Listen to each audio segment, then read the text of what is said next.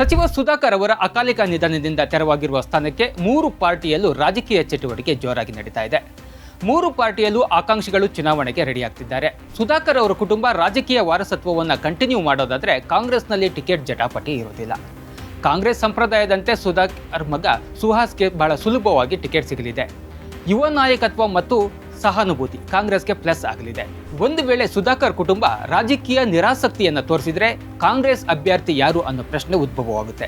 ಆಗ ಎಲ್ಲರ ಅಟೆನ್ಷನ್ ಹೋಗೋದು ಹಿರಿಯೂರಿನ ಮಾಜಿ ಶಾಸಕಿ ಪೂರ್ಣಿಮಾ ಅವರ ಮೇಲೆ. ಇದರ ಹಿಂದೆ ರಾಜಕೀಯ ಲೆಕ್ಕಾಚಾರ ಕೂಡ ಇದೆ. ಹಿರಿಯೂರಿನಲ್ಲಿ ಪ್ರಬಲವಾಗಿರುವ ಯಾದವ ಸಮುದಾಯಕ್ಕೆ ಸೇರಿದ ಪೂರ್ಣಿಮಾ ಅವರಿಗೆ ಟಿಕೆಟ್ ನೀಡಿದರೆ ಗೆಲುವು ಕನ್ಫರ್ಮ್ ಅನ್ನೋದು. ಇನ್ನು NDA ಅಭ್ಯರ್ಥಿ ಯಾರು ಅನ್ನೋ ಪ್ರಶ್ನೆಗೆ ಈಗಾಗಲೇ JDS ಮತ್ತು BJP ಎರಡೂ ಪಕ್ಷದಲ್ಲೂ ತಮ್ಮದೇ ಆದ ಅಭ್ಯರ್ಥಿಗೆ ಟಿಕೆಟ್ ದಕ್ಕಿಸಿಕೊಳ್ಳಲು ಪ್ರಯತ್ನ ಮಾಡ್ತಿದ್ದಾರೆ. ಹಿರಿಯೂರಿನಲ್ಲಿ ಒಕ್ಕಲಿಗ ಮತ್ತು ಯಾದವ ಮತಗಳೇ ನಿರ್ಣಾಯಕ. JDSಗೆ ಈ ಹಿಂದೆ ಹಿರಿಯೂರಿನಲ್ಲಿ 2 ಬಾರಿ ಗೆದ್ದ ಇತಿಹಾಸದ ಬೆಂಬಲ ಇದೆ.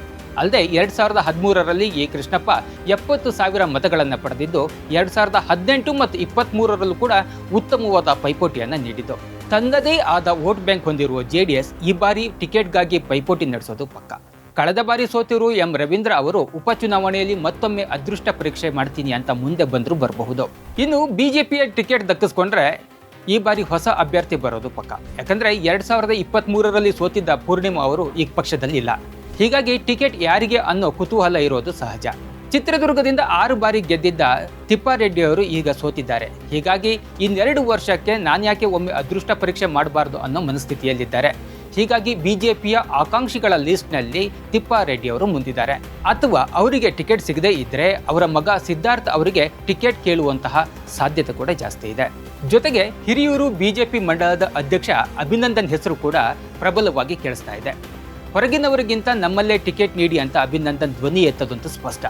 ಅಲ್ಲದೆ ಗ್ರೌಂಡ್ನಲ್ಲಿ ಕೆಲಸ ಮಾಡಿರುವಂತಹ ಅನುಭವ ಇರೋದ್ರಿಂದ ಮತ್ತು ಮುಂದಿನ ಚುನಾವಣೆಯ ದೃಷ್ಟಿಯಿಂದ ಅಭಿನಂದನ್ ಹೆಸರು ಕೂಡ ಪ್ರಬಲವಾಗಿ ಕೇಳಿ ಬರ್ತಾ ಇದೆ.